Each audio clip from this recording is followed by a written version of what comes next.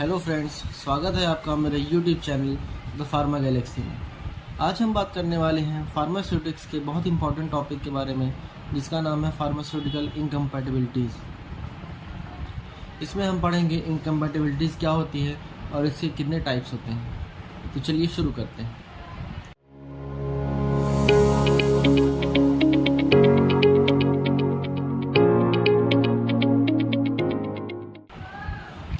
इनकम्पैटिबिलिटीज़ का हिंदी में मतलब होता है असंगति। आइए डेफिनेशन देख लेते हैं। Incompatibilities occurs as a result of mixing of two or more antagonistic substance and an undesirable product is form.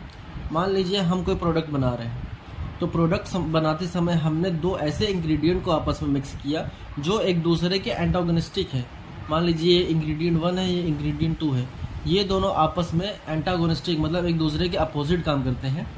तो इन दोनों को हमने साथ में अगर मिक्स कर दिया तो एक अनडिजायरेबल प्रोडक्ट बन जाता है। मतलब ऐसा प्रोडक्ट बन जाता है जो हमें चाहिए ही नहीं।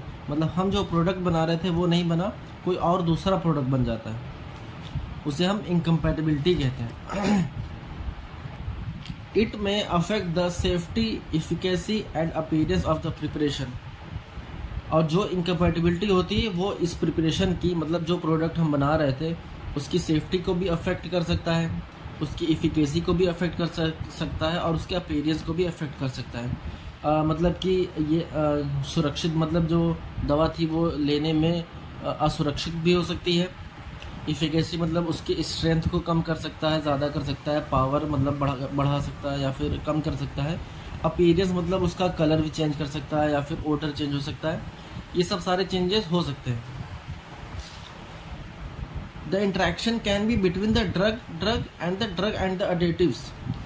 अब देखिए फ्रेंड्स, ये ज़रूरी नहीं है कि जो इंट्रैक्शन हो वो एक ड्रग का दूसरे ड्रग के साथ ही हो, वो किसी के भी साथ हो सकता है। हम अगर एक मेडिसिन बना रहे हैं तो एक ही ड्रग में उस ड्रग और ड्रग के साथ भी हो सकता है, और एक ही ड्रग में ड्रग और उसके एडिटिव के साथ भी हो सकता है। और डोज के एरर की वजह से भी इनकम्पैटिबिलिटी हो सकती है। It can occur at any stage from manufacturing to the administration of the drug. ये कभी मतलब इनकम्पैटिबिलिटी जो है वो किसी भी स्टेज पे हो सकती है। मैन्युफैक्चरिंग पे भी हो सकती है और पैकेजिंग पे भी हो सकती है, लेबलिंग एडमिनिस्ट्रेशन पे भी हो सकती है, कंपाउंडिंग पे भी हो सकती है। किसी भी स्टेज पे इनकम्पैटिबिलिटी हो सकती है। आइए देख लेते हैं इसके कितने टाइप्स होते हैं। तो इसके 3 टाइप्स होते हैं। पहला हो गया फिजिकल इनकम्पैटिबिलिटी, दूसरा हो गया केमिकल इनकम्पैटिबिलिटीज़, तीसरा हो गया थेराप्यूटिक इनकम्पैटिबिलिटीज़। आइए हम डिटेल में देखते हैं physical incompatibility. A physical change take place after combining mixing 2 और more than 2 substance is known as physical incompatibility. नाम से ही देखिए समझ में आ रहा है। फिजिकल चेंज मतलब अगर उस प्रिपरेशन में, जो प्रिपरेशन हम बना रहे हैं उस प्रिपरेशन में अगर कोई फिजिकल चेंज आता है, मतलब कि उसका कलर चेंज हो गया, ठीक है, या फिर उसका ओडर चेंज हो गया, या फिर उसका विस्कोसिटी चेंज हो गई, ये सब फिजिकल फैक्टर है। ठीक है, अगर कोई उसके फिजिकल फैक्टर में कोई चेंज आता है इनकम्पैटिबिलिटी की वजह से, तो हम उसे फिजिकल इनकम्पैटिबिलिटी कहेंगे। An unacceptable product is form. और जो प्रोडक्ट बनता है वो अनएक्सेप्टेबल होता है, मतलब उसे हम एक्सेप्ट नहीं कर सकते। और देखिए क्या लिखा है, it occurs usually due to the immiscibility and insolubility. ज़्यादातर फिजिकल इनकम्पैटिबिलिटी इमिसिबिलिटी की वजह से होती है या फिर इनसॉल्युबिलिटी की वजह से होती है। इमिसिबिलिटी मतलब कि एक लिक्विड दूसरे लिक्विड में डिसॉल्व ना हो। इनसॉल्युबिलिटी मतलब कि एक सॉलिड इंग्रेडिएंट उसके सॉलिड मतलब लिक्विड में डिसॉल्व ना हो, उसे इनसॉल्युबिलिटी कहते हैं। These changes are visible and can be easily corrected by applying pharmaceutical skill। देखिए फ्रेंड्स, मैंने ऊपर बताया था कि कोई भी फिजिकल फैक्टर चेंज होती है जिससे फिजिकल इनकम्पैटिबिलिटी बोलते हैं। मतलब कलर चेंज हो गया, ओडर चेंज हो गया, विस्कोसिटी चेंज हो गई। तो ये ऐसे फैक्टर्स हैं जिसे हम आसानी से देख सकते हैं, और अगर हम आसानी से इसे देख सकते हैं तो इसे हम ठीक भी कर सकते हैं। अपने फार्मास्यूटिकल स्किल को अप्लाई करके इसे हम ठीक कर सकते हैं। जैसे एग्जांपल में हम देख लेते हैं इज इमिसिबिलिटी। एक फिजिकल इनकम्पैटिबिलिटी क्या होती है, इमिसिबिलिटी होती है, ठीक है। तो इमिसिबिलिटी को ठीक करने के लिए, करेक्ट करने के लिए हम क्या करते हैं, इमल्सिफिकेशन करते हैं। और इनसॉल्युबिलिटी को करेक्ट करने के लिए हम क्या करते हैं, उसमें सस्पेंडिंग एजेंट को ऐड कर देते हैं, ठीक है फ्रेंड्स। आइए इसके एक एग्जांपल को हम अच्छे से समझ लेते हैं। इमिसिबिलिटी, जैसे oils and water are immiscible with each other. जो ऑयल्स है और वाटर है वो एक दूसरे में इमिसिबल है, मतलब एक दूसरे में वो मिल नहीं सकते। फिर भी हम इमल्शन कैसे बनाते हैं, तो इमल्शन बनाने के लिए हम उसमें इमल्सिफाइंग एजेंट ऐड कर देते हैं, और उस प्रोसेस को हम क्या कहते हैं, इमल्सिफिकेशन। जैसे कैस्टर ऑयल और वाटर, इन दोनों को ऐड करने के लिए हम इमल्सिफाइंग एजेंट मिलाएंगे और क्या बना लेंगे, इमल्शन। अब बात करते हैं केमिकल इनकम्पैटिबिलिटी। ये क्या होता है, केमिकल इनकम्पैटिबिलिटी में be as a result of chemical interaction between the ingredient of the prescription. मतलब कि केमिकल इनकम्पैटिबिलिटी उसे कहते हैं कि एक ही प्रिस्क्रिप्शन में कई सारे इंग्रेडिएंट लिखे होते हैं, ठीक है। इंग्रेडिएंट ए हो गया, बी हो गया, सी हो गया, ठीक। तो ये आपस में इंटरेक्शन होते हैं, आपस में इंटरेक्शन करके जो इनकम्पैटिबिलिटी होती है इन सब के, उसे हम क्या कहते हैं, केमिकल इनकम्पैटिबिलिटी बोलते हैं। एंड अ टॉक्सिक और इनएक्टिव प्रोडक्ट में भी फॉर्म। जब इंटरेक्शन होता है तो टॉक्सिक प्रोडक्ट भी बन सकता है और इनएक्टिव प्रोडक्ट भी बन सकता है। टॉक्सिक बन जाता है तब भी वो हमारे कोई काम का नहीं है, और इनएक्टिव बनता है तब भी वो हमारे कोई काम का नहीं है। It can occur due to the oxidation reduction, acid base hydrolysis और कॉम्बिनेशन रिएक्शन। ये कैसे होता है, मतलब कि क्या रिएक्शन होता है कि केमिकल इनकम्पैटिबिलिटी होती है। तो इन सब इंग्रेडिएंट के बीच में ऑक्सीडेशन रिडक्शन भी हो सकता है, एसिड बेस हाइड्रोलिसिस भी हो सकता है, और कॉम्बिनेशन रिएक्शन भी हो सकता है, जिसकी वजह से केमिकल इनकम्पैटिबिलिटी होती है। अच्छा फ्रेंड्स, इसको भी हम नोटिस कर सकते हैं। जैसे हम फिजिकल इनकम्पैटिबिलिटी को नोटिस कर सकते थे, इसको भी हम नोटिस कर सकते हैं। कैसे, this may be notice by the precipitation, effervescence and decomposition. उसमें प्रेसिपिटेट होने मतलब प्रेसिपिटेशन होने लगता है, तब हम उसे नोटिस कर सकते हैं। जब उसके पार्टिकल्स नीचे बैठने लगे तब हम उसको नोटिस कर सकते हैं। इफरवेसेंस होने लगता है, मतलब कि लिक्विड जो है वो बुलबुले छोड़ते हुए बाहर निकलने लगती है, जैसे कोल्ड ड्रिंक वगैरह होता है, वैसे ही इफरवेसेंस। डिकम्पोजिशन होगा तब भी हम उसे नोटिस कर लेंगे कि इसमें एक केमिकल इनकम्पैटिबिलिटी हुई है। अब देखिए, ये भी दो तरीके के होते हैं। पहला हो गया tolerated incompatibility. These in the tolerated incompatibility, the chemical reaction can be minimized by changing the order of mixing or making in dilute form. Tolerated incompatibility में क्या होता है कि हम जो केमिकल इंटरेक्शन हुए हैं इंग्रेडिएंट के बीच, उसे हम मिनिमाइज कर सकते हैं, मतलब उसको हम कम कर सकते हैं। कैसे कम कर सकते हैं, मान लीजिए हम कोई प्रिपरेशन बना रहे हैं, उसको बनाने के लिए हमने इंग्रेडिएंट डाला, इंग्रेडिएंट ए डाल दिया, फिर बी डाल दिया, फिर सी डाल दिया, ठीक है। तो इसमें इनकम्पैटिबिलिटी हो गई। तो इसको मिनिमाइज करने के लिए हम क्या करेंगे, ऑर्डर ऑफ मिक्सिंग चेंज कर देंगे, मतलब मिक्स करने का ऑर्डर हम चेंज कर देंगे। पहले ए डाला था, फिर बी डाला था, फिर सी डाला था। अब हम क्या करेंगे, मिक्सिंग ऑर्डर चेंज करेंगे। अब क्या करेंगे, हम पहले बी डाल देंगे, फिर सी डाल देंगे, फिर ए डालेंगे। ऐसे मिक्सिंग ऑर्डर चेंज कर करके हम उसके इनकम्पैटिबिलिटी को कम कर सकते हैं, बिना उसके फॉर्मूलेशन में चेंज किए। उसके फॉर्मूलेशन में चेंज हम नहीं कर सकते। अगर हम उसके फॉर्मूलेशन में चेंज करेंगे तो फिर वो पूरी मेडिसिन ही चेंज हो जाएगी।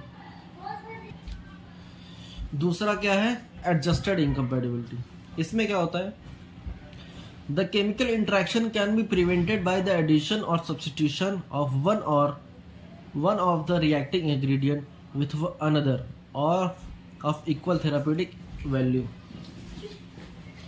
इसमें क्या होता है फ्रेंड्स कि जो केमिकल इंटरेक्शन होते हैं इंग्रेडिएंट्स के बीच, उसको हम एकदम ख़त्म कर सकते हैं, उसको मतलब एकदम ठीक कर सकते हैं। कैसे, कोई इंग्रेडिएंट और एक्स्ट्रा ऐड करके, या फिर कोई एक इंग्रेडिएंट रिप्लेस करके जो ऐड हो रहा है।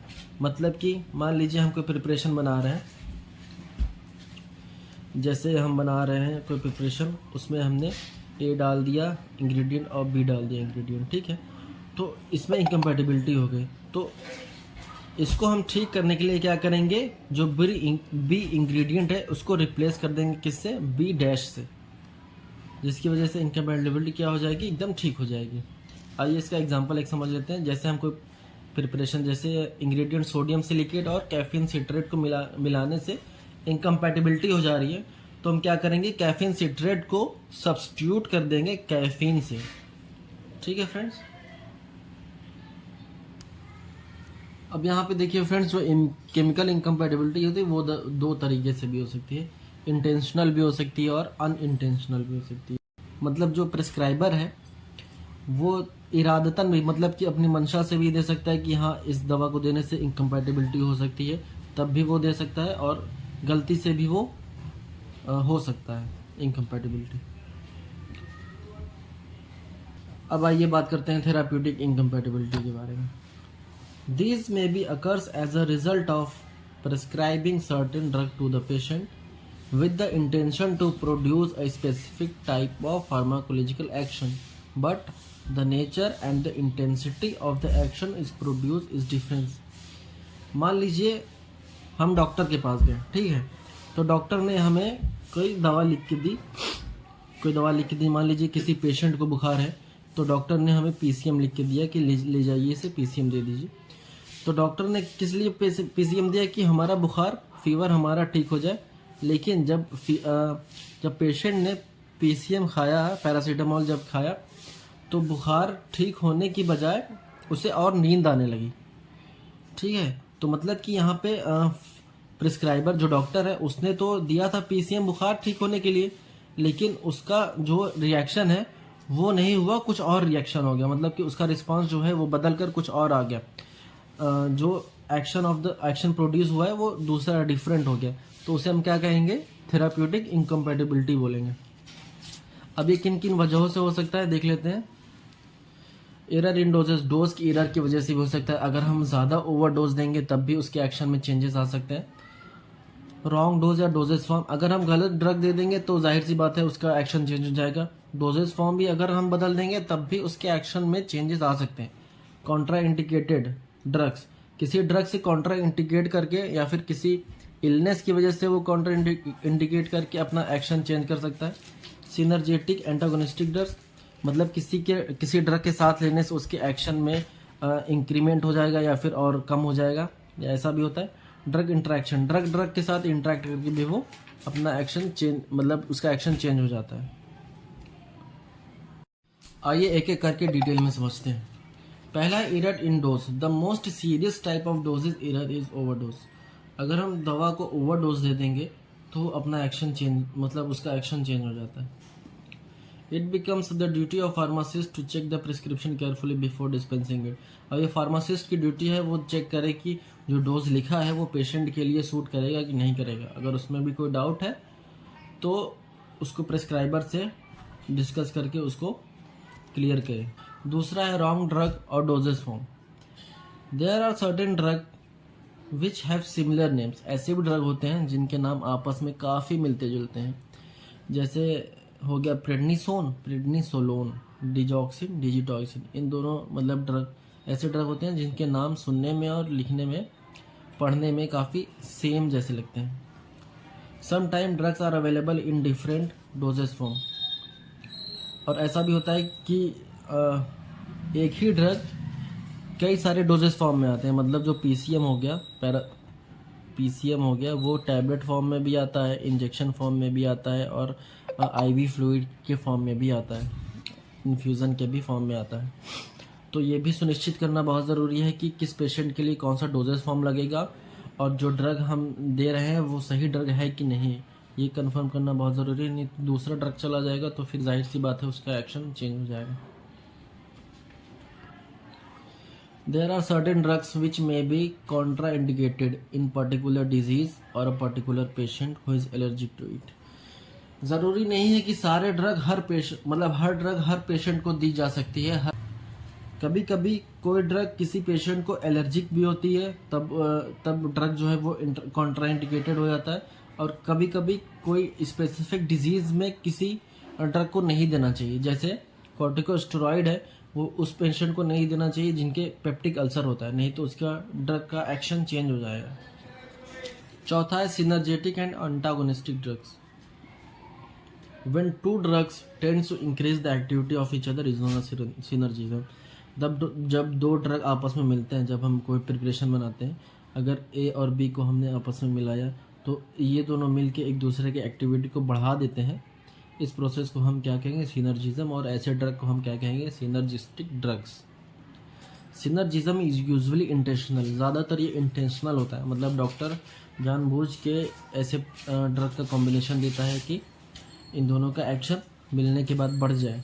Because the prescriber has prescribe the drug together in order to increase the activity. जैसे एस्प्रिन और पैरासीटामोल को साथ में लेने से एनाल्जेसिक एक्टिविटी बढ़ जाती है।